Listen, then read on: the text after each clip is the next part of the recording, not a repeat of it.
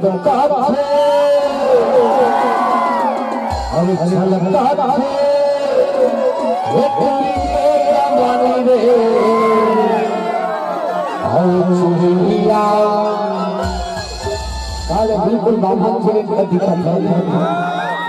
चुरिया हमारे आखिरी माता हो हमारे सरदार मारे लेके अरे चुरिया हमारे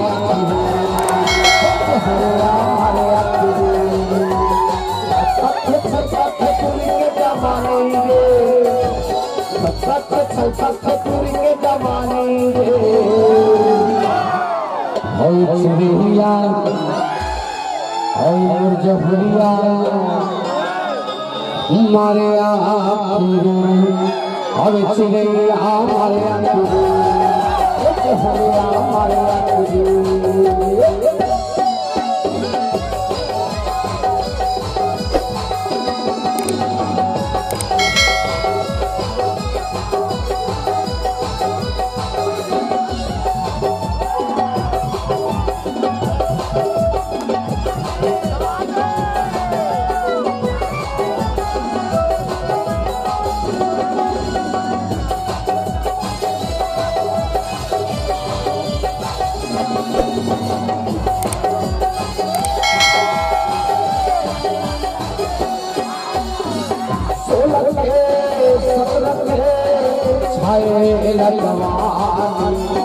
ऐसे हाथे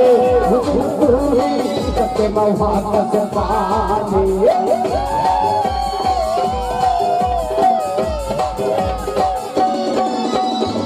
सोलह के सत्रह के छाए लगवानी ऐसे हाथे सबके महात पानी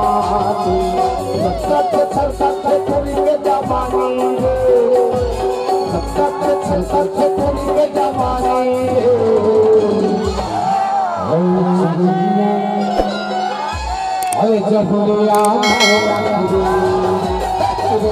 मारे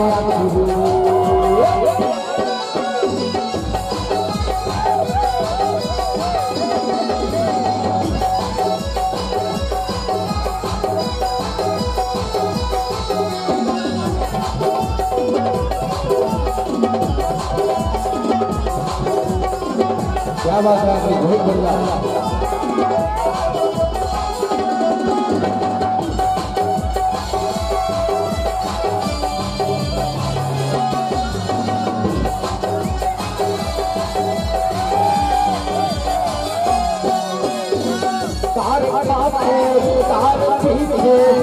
मजदूरी बचाते हैं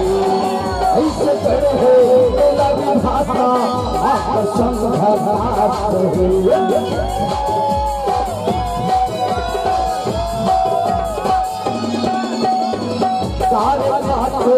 सारे देखे मजदूरी बचाते हैं ऐसे करे हैं लगी भाषा मजदूरी बचाते हैं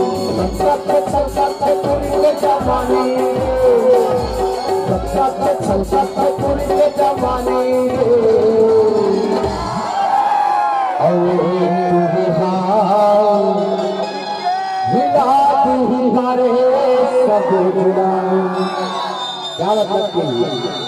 हवे चिड़ैया मारे